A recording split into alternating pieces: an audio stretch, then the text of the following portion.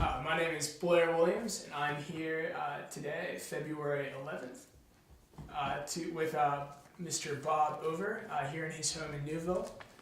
Mr. Over, thank you for talking with me today. You're quite welcome, Blair. So, just to start with, I'll ask, how did your family come to reside in Cumberland County? My mother's family came from the Palatine area. They were farmers, the same as my father's family. My dad went to Newville school, got into trouble with a teacher, and jumped out of a second floor window and went to his uncle's cigar store here in Newville and worked for a month or so before his mother even realized that he wasn't in school. And so he worked in the cigar store until he purchased it from my uncle. He met my mother. They married and lived in several apartments in Newville until they bought the home at 59 Big Spring Avenue. They paid $10,000 for it, and people laughed and said that you'll never get it paid off, but they did, and I was born there. In 1933, many were born in private homes, in their own homes where the parents lived. And so I was born in the front bedroom, second floor of 59 Big Spring Avenue. Lived there until married, and now live at 137 Big Spring Avenue. So I always say, I never got very far in life, but I'm happy that my life has been spent here in Newville. You mentioned that you were born at home. Was the closest hospital in Shippensburg at that point? Carlisle. Oh, so it was in Carlisle. But it was, unless you were having problems, and I was the fourth child, people just elected to have the babies born at home. It was in 1933, Mm-hmm. yes. Do you remember when that changed in Newville, or was that? Probably 40s sometime, because we had a Dr. Alwine here. And if you'd get a call from the Carlisle Hospital, you better clear off 641, because he went like the proverbial bat out of hell down 641. And the state police knew his car, and when it was going fast down the road, they just drove the other way.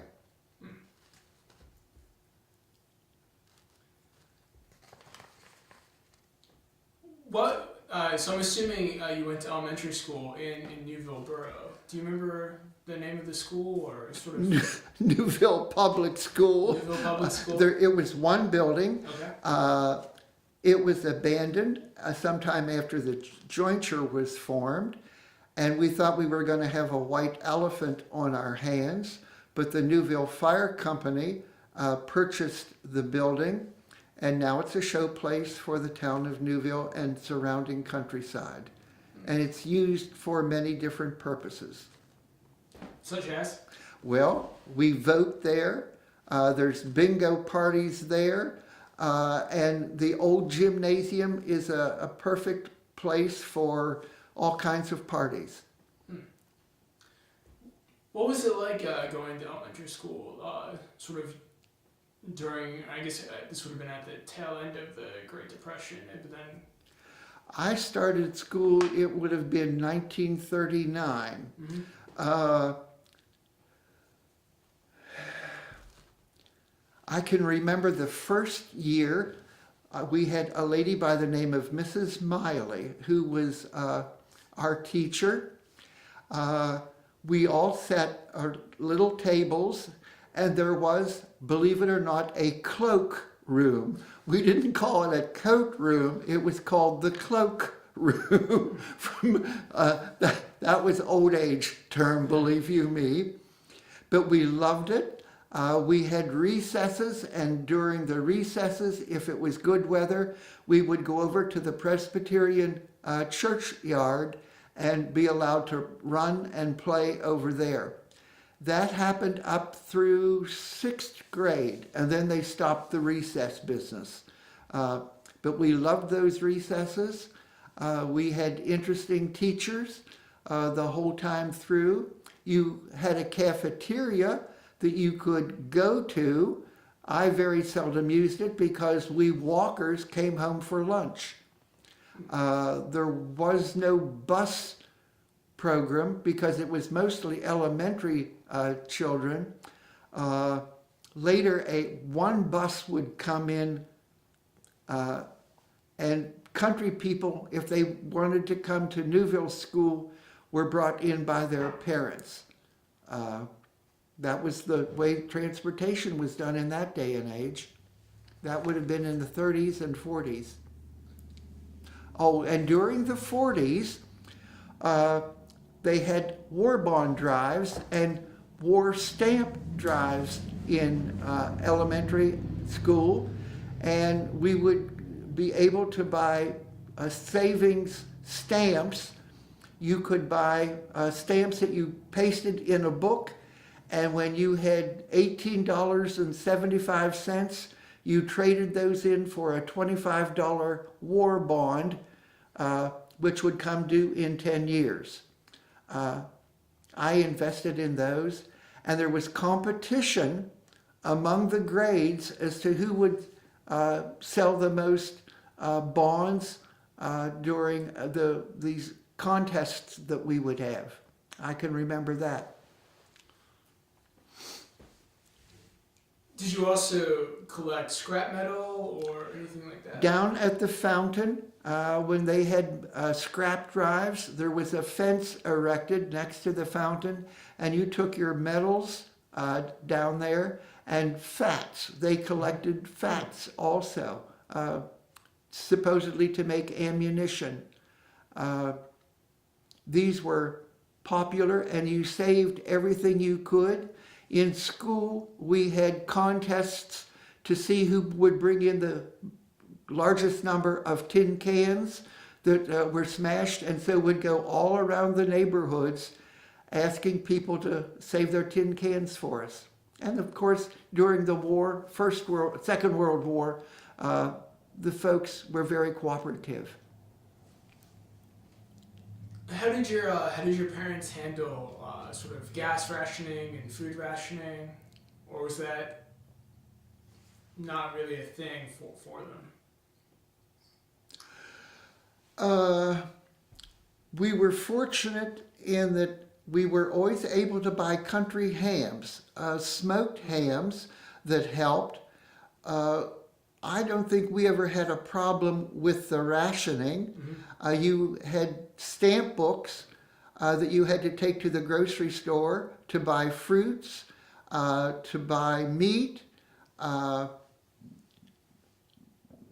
and I don't think butter was rationed, but I know that there were families in Newville who would split their buying. They would go to one grocery store and buy so much and get a half pound of butter, and then go to another grocery store and buy so much and get another half pound of butter. There were games that people played, and I don't know that we did it because I would have been young, but I know that there were gas stations for extra money. You could buy gas without stamps. That was just something that people did, yeah. Living in town, did your mother have a victory garden or anything, or? She raised some vegetables in our backyard. No, but we did not. We had a big yard, but it was lawn, and she was not the garden type. Many people did have victory gardens. Yes. Did were any of your aunts or uncles farmers still at this point, or were they mainly? No, they were not. Okay. We didn't have farm. I had a great aunt, Ida Geese, was her name, who owned a farm, and we would see her maybe twice a year, but I don't know what went on at that farm. I know nothing about it. Okay. I remember reading that the sort of Newville being very patriotic and also sort of going over the top in World War I when it came to buying war bonds. It sounds like that was a similar experience in World War II, where the town sort of banded together. What was it like growing up in that environment then? So it sounds like Newville was a close-knit community that... We were, in all things, people banded together, and if they ever got a telegram that someone was wounded or had perished in military service, the people all took part in memorials and begged for the grieving family and had their arms outstretched. We looked out for each other in all ways. And it being a close-knit community in that day and age, we all knew each other. I think there was a time when I knew people on most all of the streets of Newville. And now I can walk down to the fountain and not know who's living where because of our migratory society that they come and they go, and renters, our homes have been turned into apartments and rental houses, and you just don't know the people because people aren't community-minded any longer. Mm-hmm. They drive into Newville, park their car, go in the house, and then come out of the house, get in their car, and go somewhere, and not bother with the borough of Newville at all. And it's sad that we're becoming this sort of society, but it's what we are. What were the sort of the main industries in Newville when you were growing up? Well, we had a creamery right across the street, and trucks would come in with cans of milk.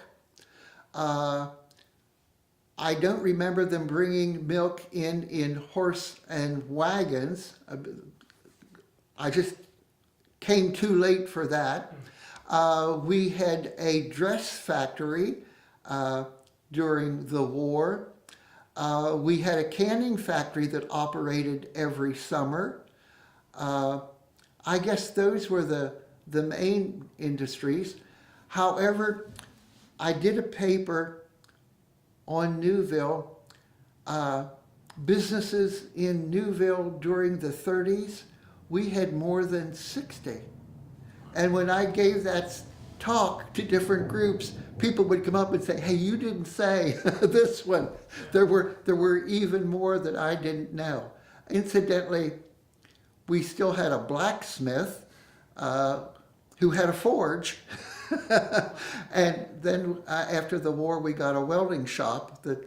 If my mother wanted something welding and I took it to them, I always went to the guy that had the modern welding equipment because I thought that was something. And now I could kick myself you know where because I didn't go to that old gentleman with a forge to see the old-fashioned way of doing things. How big of an influence was sort of the railroad, sort of in Newville's history at that point, maybe earlier as well? Well, earlier it was most important. And the day that the Liberty Bell went through Newville, we had the biggest crowd in town that was ever seen or counted. I can remember getting on the railroad during World War II with my grandmother riding to Shippensburg to see her son. We visited for the day. And I thought that was the biggest thing. But we had sidings on the railroad because there were warehouses. and the remnants of those sidings are yet available to see.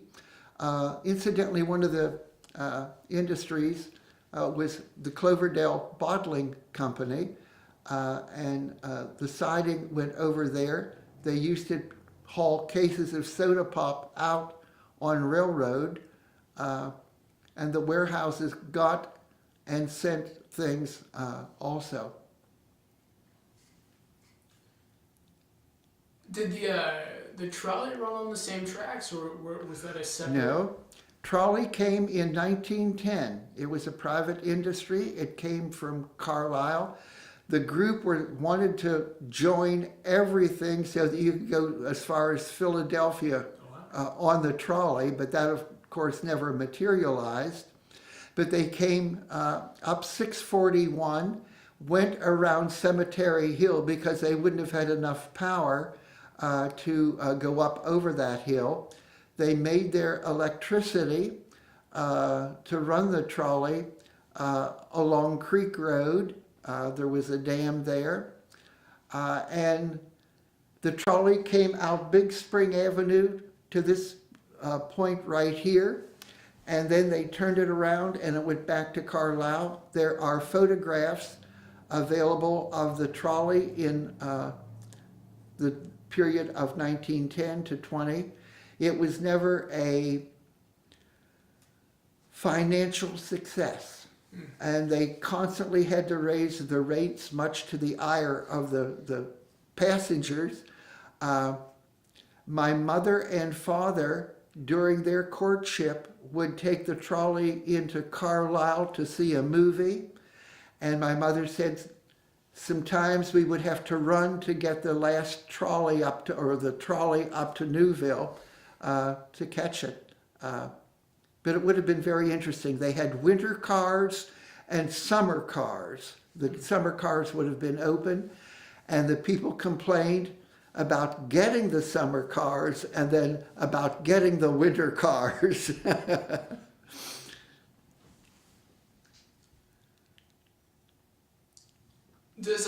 I'm just wondering, is the railroad still influential in terms of Newville industry, or is it kind of?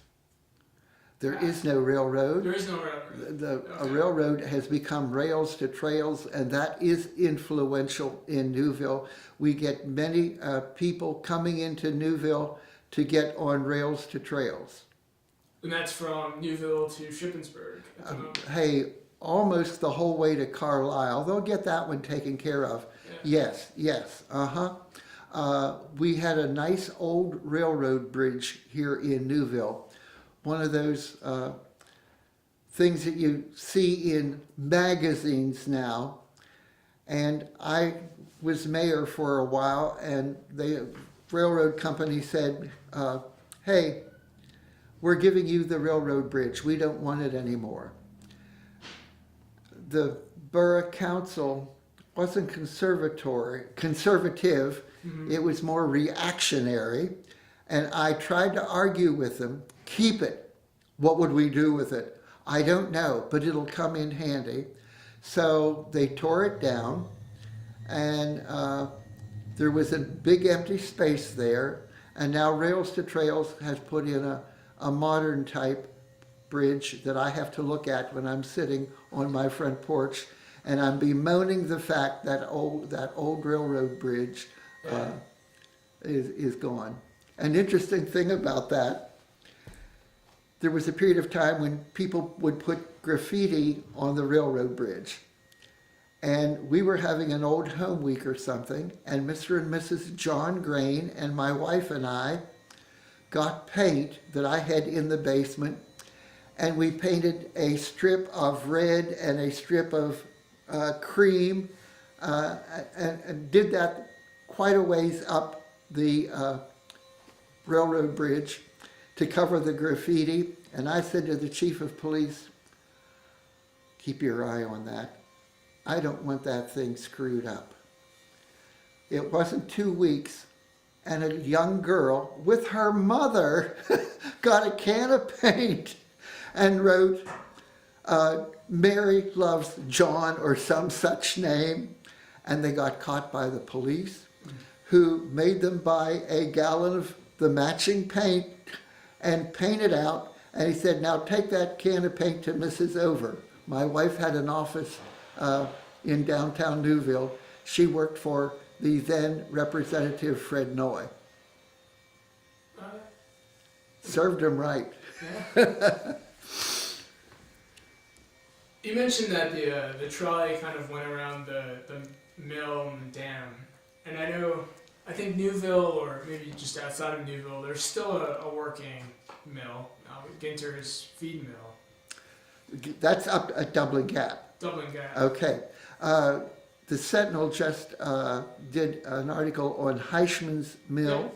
Mr. Froshag was the proprietor and did it over.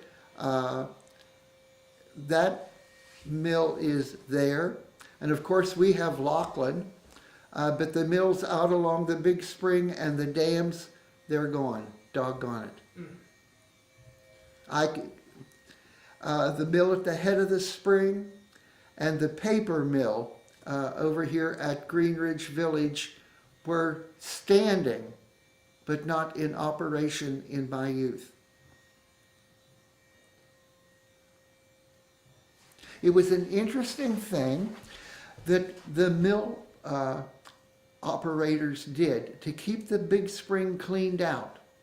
And you wouldn't have seen the trees in the Big Spring as we see now, because they figured no one owns it. I ain't doing it. It's up to the Fish Commission who has control of it. But anyway, in the weekends when the mills were not in operation, the mill at the head of the spring would open the gates at a certain period of time and flush out the spring so far down, and in an hour or longer, I don't know the time frame, the next one at Keck's Mill would open the gates and then flush more down, and then at Paper Mill they would flush gates, and over at Lachlan they would flush gates in set times to keep the spring cleaned out of the silt. Now the spring is silted up, especially down at Lachlan Mill. I was just at Heishman's Mill last week, and yeah, I noticed there were a couple of trees that were just kind of Going up along the spring, there are trees all over the Big Spring. Too bad. Be nice if some sportsman outfit would clean them out. The farmers would clean out the spring along the way because everyone burned wood. There was a need for it. Now, not so much. Yeah. I'm guessing living in town then you didn't have much need to go to a grist mill then. And you said that most of them weren't, in operation either. No. We bought our things from the grocery store. Incidentally, if you took wheat to the grist mill, they would grind it into flour, and I think the trade was 1 bushel they took 1 bushel for every 8 you brought. That was how they got paid for doing the milling. Oh, and one of the businesses that we had in Newville that I didn't mention was Carico Coffee. We had a coffee house here. And it was located right here off Big Spring Avenue. They would get in green coffee beans, and they had big roasters. And they would roast coffee several days a week, and Newville smelled like Starbucks. It was wonderful. I was fortunate because I played with a little fella by the name of Eddie Heishman, and Eddie Heishman's mother worked there, so I was allowed in. The coffee house had the only elevator in Newville, and we would get in that elevator and go from first floor up to third floor, down to first, up to third. We just had so much fun with that elevator until each day Mr. Walker, the owner of the coffee mill, would say, "Okay, kids, you've had it, get out of here."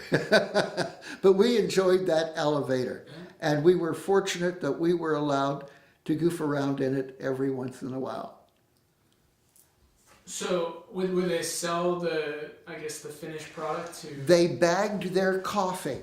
They didn't put it in cans. In that day and age, most coffees were sold in bags, in whole bean, and you went to the grocery store and you said, give me a bag of this coffee, and they would say, how would you like it ground? And if you had a regular coffee pot or a drip coffee pot, and I can't tell you the difference, you got your coffee beans ground in that manner. Now, here at the coffee house, they had a printing room. And if you bought bags of coffee, you could call the name of the coffee that you wanted. You could call the coffee, a bag of coffee, anything for your store. One of the stores in Newville I know called their coffee Society Sip. So every bag of coffee had printed on it Society Sip. That was one of the things that they did during that period of time. Incidentally, a family by the name of Walker ran the coffee house. They had a son in the service, and at war's end they would send him as many pounds of coffee a week as they were allowed, and he would sell them on the black market in Germany because everyone wanted real coffee. They were hungry for it, and I guess they paid everything. He must have amassed a fortune, but the story is he gambled it all away on the ship back to the country. That's local interest. Yeah. So why, someone still got rich. Just not the Walker family. Yeah.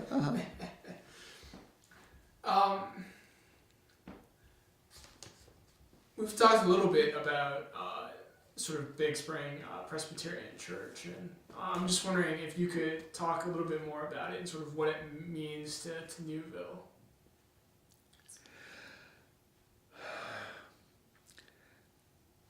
Or what it's Big Spring Presbyterian Church is the church that founded Newville, in that they owned all the land. They had gotten a grant. And they sold lots. Now, they sold tickets for a drawing. And these drawings, you would buy a ticket and you got this lot or the next lot or the next lot.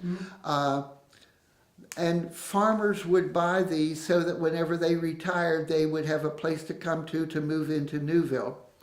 The Presbyterian Church was the society, Big Spring was the society church of Newville. It was always a very large church, and their cemetery is the final resting place for many leading citizens of this town. There are various monuments that are very interesting to see. There are memorials there for the war dead, and the cemetery is beautifully kept.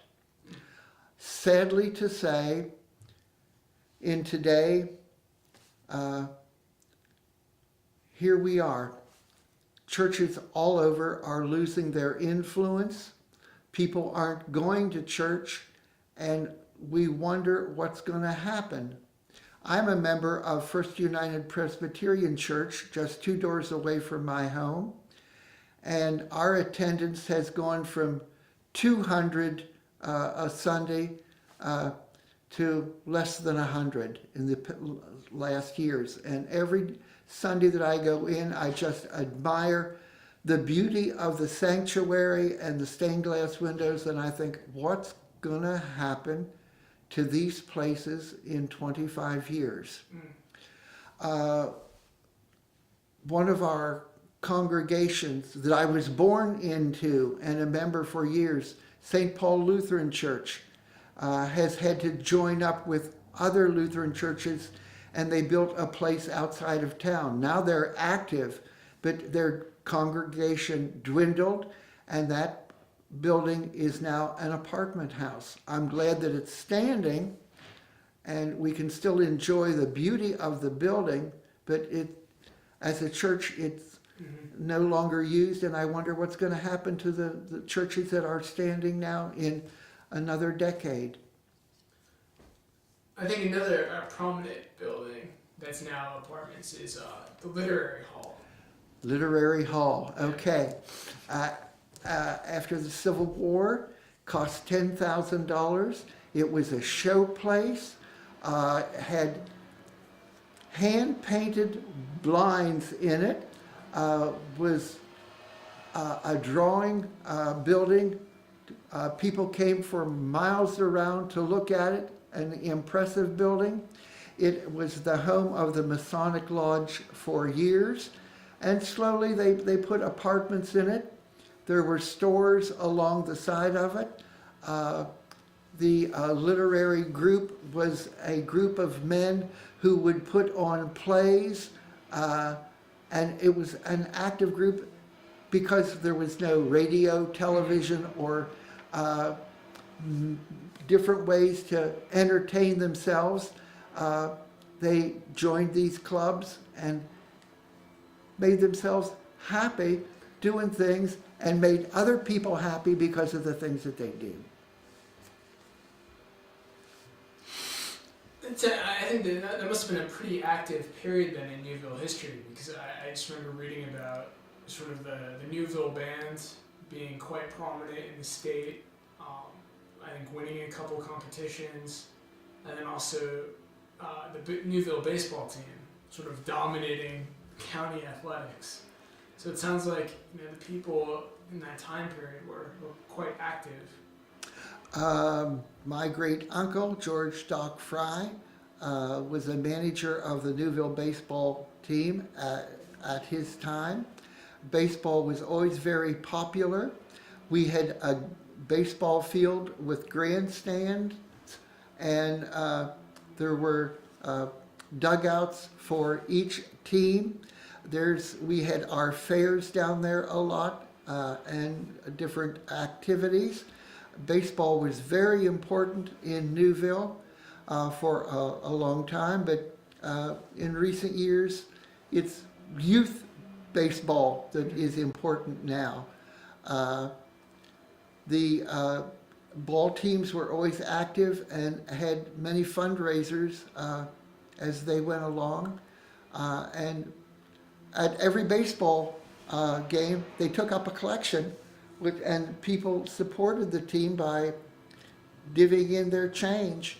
And they always had crowds during and after the war until a certain period of time when people just went into other things.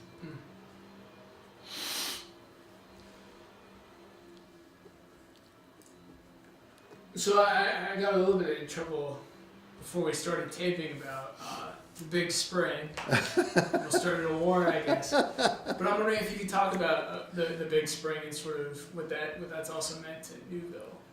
Okay.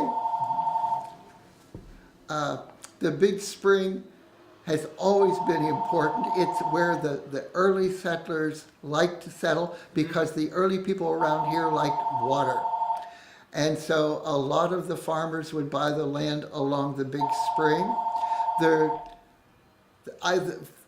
Indians loved the Big Spring and the creek. There were two different tribes that we had here, and they got along famously unless they met each other. And then there would be a scalping. The Big Spring Turnpike constructed the road or improved the roadway along the Big Spring. And it was the Big Spring Turnpike that constructed the Double I Bridge, which we have, which has been damaged extensively by large trucks trying to go across, and they just can't make it. Twice in my memory, this has happened. And so this Big Spring Road has been closed for a while. It was a fishing hole that you couldn't imagine. The first day of fishing, the night before, you would ride up and you would see celebrations and campfires and inebriated fishermen having the time of their lives. And the early fishermen would be saying that all they were doing was wetting their leader, but we knew what in the world they were doing. They were getting some early fish. But there were boats all over the big spring, because in that day and age, the spring went from one side to the one bank to the other, and now the spring just flows in the old channel. And this is because of the silting of the big spring. It was easier for them just to close off the water flow the way they did. But the big spring has always been an important area for Newville, and a drawing card for Newville. I remember reading that there was some controversy over the hatchery in terms of the, I think, off-flow in terms of harming the local fish population. There was a great fear and a lot of discussion about that fish hatchery being installed up there. But after they got it up there, things seemed to quiet down, and we just don't know. We don't hear anything. Of course, times change. So we have. So I'm wondering. Did you go to Big Spring High School, or was it not called that? Neuville High School. Neuville High School. Okay. There were 32, I think, in our graduating class, but we made it, and many of us are yet alive and kicking, as much as I'm kicking. Anyway, we had baseball, we had basketball. Basketball was the winter sport. We had all kinds of teachers. I don't think they would last very long in the schools today, but they're what we had. We learned to read and write and do arithmetic, and got some other stuff, enough to keep us going through our lives. We really did. I enjoyed high school years, and am friends with many of the people that I graduated with, although we are a diverse society and the people move about. What did you end up doing after high school then? After high school, I went to a thing called Carlisle Commercial College, and I learned to do bookkeeping, and I worked over at Huntsdale Fish Hatchery. I kept the books over there until it was time to go into the Army. After the Army, I went to Shippensburg State Teachers College and got a bachelor's. I met my wife. Then we got married, taught in Carlisle schools, went back and got a master's at Shippensburg College. And then it became the university. Switching around, when I was very young, in decent weather, in any kind of weather, activities were done outside. Mm-hmm. We had a big yard at 59. There was a seesaw, a sliding board, a playhouse, a sycamore tree with big limbs that had swings, and we could climb the sycamore tree. We had roller skates. Kids had strap-on roller skates in that day and age. And in the beginning, I was allowed to skate from the corner of our house down to Billy Lehman's grocery store.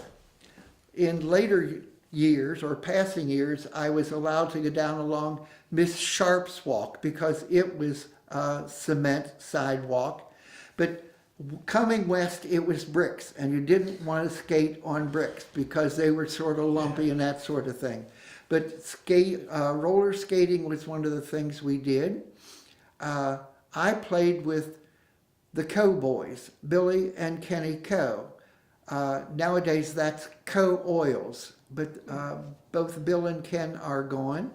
And I played with Freddie and Davy Gross, and I think they're both gone. They lived across the street. Directly across the street was the home of the Valley Times-Star newspaper. It was a weekly that was published and printed in Newville. Wednesday night was printing night, and I would go to bed listening to that printing press, printing out the papers of the Valley Times-Star.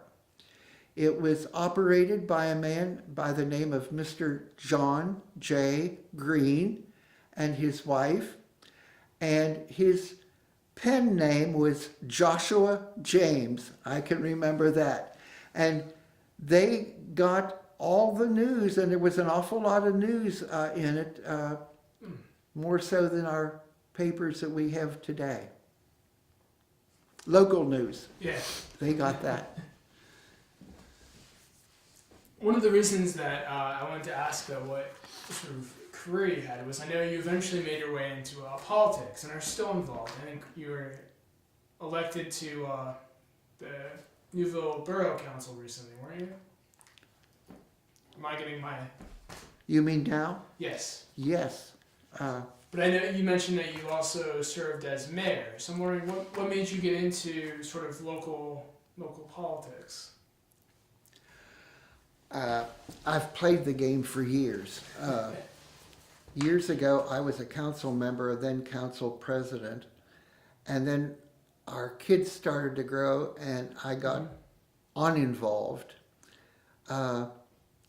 Just recently, now I've been on boards and that sort of thing, but just recently, my son was elected to both school board and town council, was told that he couldn't serve on both. And so he thought he could do more for the taxpayers on school board. So they said, come in, stand for an interview, and we'll select someone. And so I was interviewed along with a few other people, and they selected me. And the night that they selected me, I was sworn in, and they had an election, and I was elected to be the vice president of the council.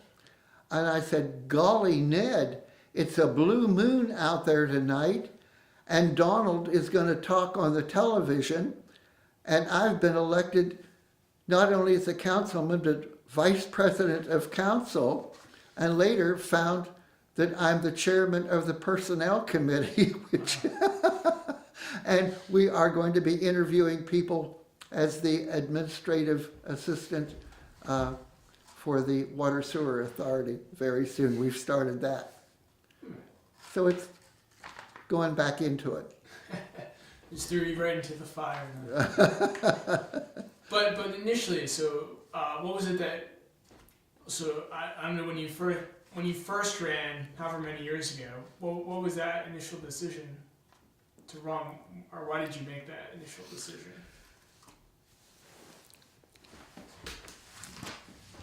Again, I'll tell you, I was born at 59, and now I live at 137. Mm-hmm.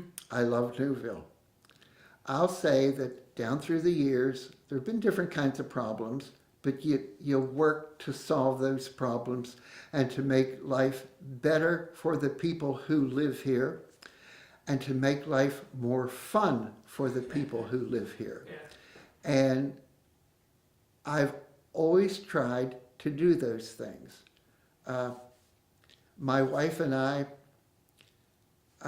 and Mrs. Bram and Miss Graham started the Fountain Festival. We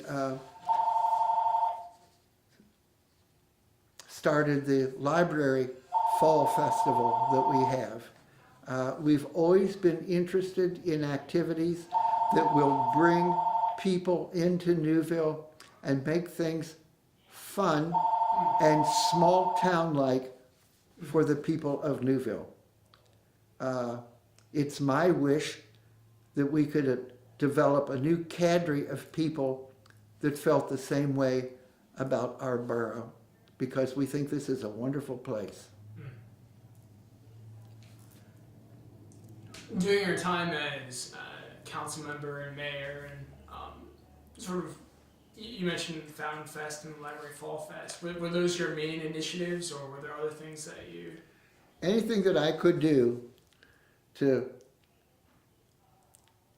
stop some of the nonsense that has happened in Newville, I've worked on. Let's put it that way. Sure.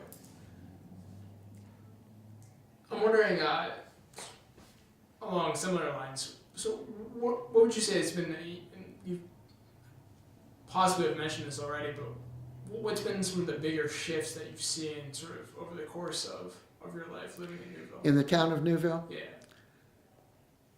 The turning of private homes into apartment buildings. Okay.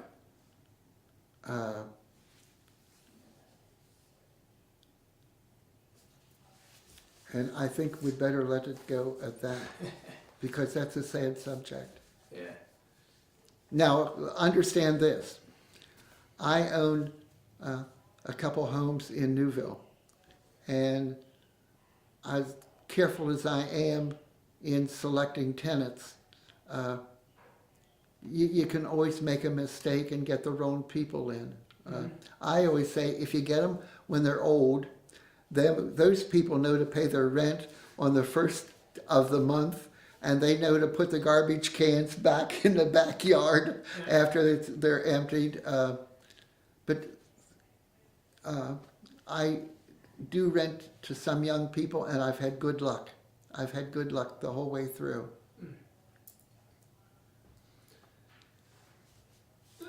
Maybe shifting back a little bit.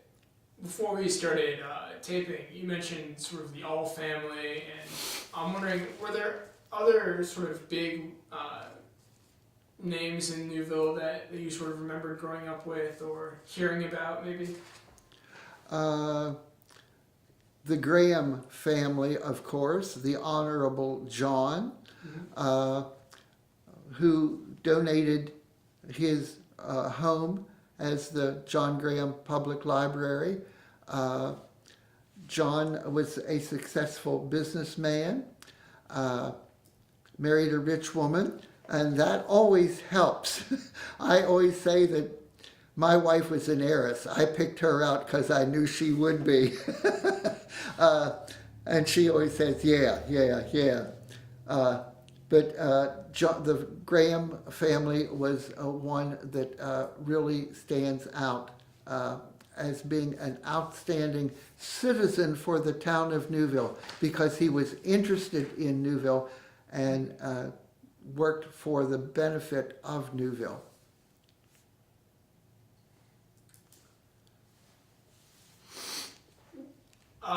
What about the All family?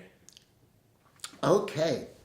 Again, they came in the 1850s. He was a doctor. The boys became doctors.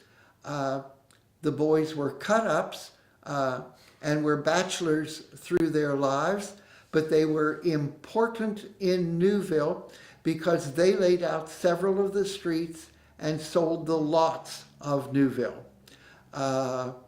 We've talked about their relationship with Big Spring Church and the movement of the monument down to Prospect Hill Cemetery. I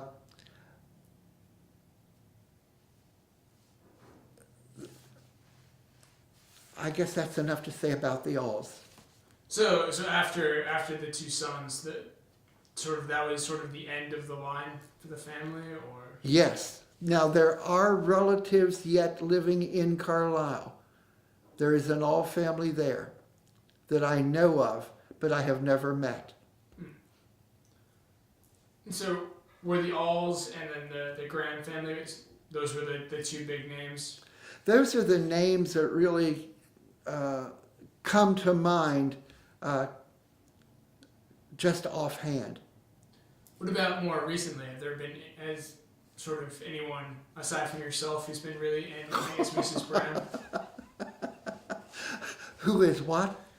And sort of Mrs. Brown that's been involved in sort of, as you said, sort of building that sort of feel for the community with. Okay. One person who worked for the town of Newville was Craig Kennedy. He passed away a few years ago.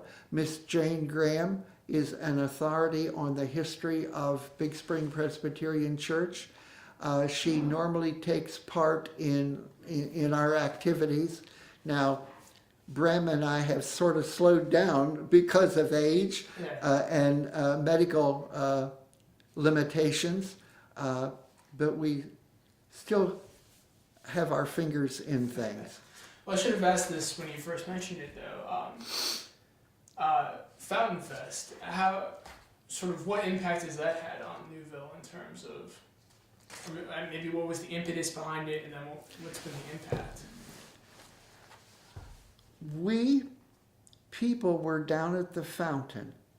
Brem and Graham and Kennedy, my wife and I don't know why we were there, but we were there and we looked at the plaque commemorating the construction of the fountain, and we said, 1896, hey, it's 100 years old, we ought to do something. And that started it. And it was so much fun because we had all kinds of committees, and the committees meetings were always here in our kitchen, and so many people were involved in it. And the first several years, I know, people made it like Old Home Week. People came back to Newville. Now, they're doing the Fountain Festival the same as it was in 1996. And I've been getting to them saying, hey, do something different. I talked with one of the, Miss Carolyn Coe, who's one of the members of the committee. I said, hey, come on, let's make some changes to this thing. It's time to jazz it up. And she said, what do you suggest? And I told her a few things.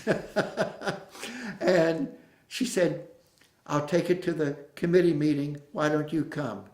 So I'm going to probably go and get into trouble. But I've been known to do this, and it doesn't bother me at all. So I'm guessing the committee meetings are no longer in your kitchen? No. We're not involved in it any longer. Yeah. Before we wrap up, you said you met your wife at Shippensburg. Shippensburg. Did she also become a teacher, or? She became a teacher for a very short period of time because our family started. Okay. And then she went back and did substitute work.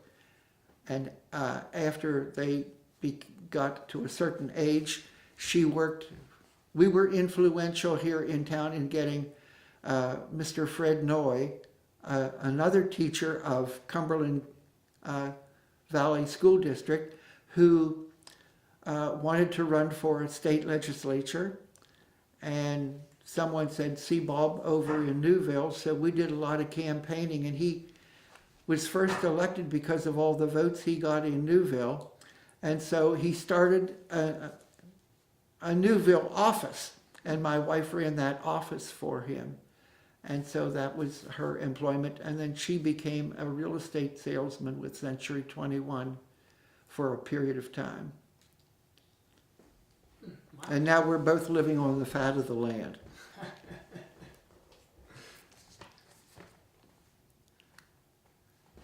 Well, so I was asked, is there anything that I should have asked or that you want to mention before we wrap up, or? One more time, I'll say it to you. Okay. Newville is a wonderful place to live. I'm glad I was born, raised, and live here. I taught school in Carlisle, and the first day of the school year, the kids had to open their notebooks and write in, Newville is the garden spot of central Pennsylvania. And some of them, when they see me, will say, Newville is the garden spot of central Pennsylvania. And that I've established that in some of them anyway, because we would joke about it all year long, about Newville being the garden spot. That was wonderful. Well, thank you so much for inviting me into your home today and for discussing Newville. It's been a pleasure. It's been a pleasure to meet you, young man. And I hope you have good luck in your succeeding years and with Cumberland County Historical Society. Thank you.